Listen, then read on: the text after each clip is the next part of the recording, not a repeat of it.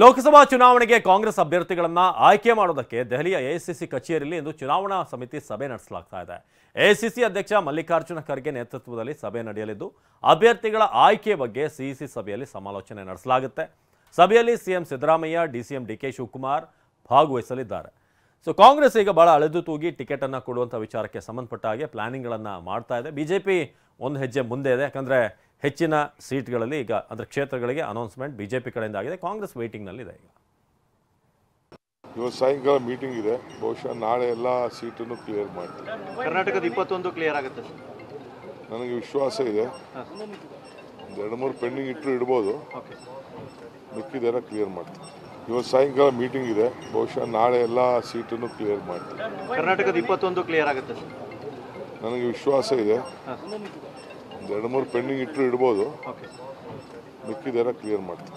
ಇವತ್ತು ಸಾಯಂಕಾಲ ಮೀಟಿಂಗ್ ಇದೆ. ಬಹುಶಃ ನಾಳೆ ಎಲ್ಲ ಸೀಟನ್ನು ಕ್ಲಿಯರ್ ಮಾಡ್ತೀವಿ. ಕರ್ನಾಟಕದ 21 ಕ್ಲಿಯರ್ ಆಗುತ್ತೆ.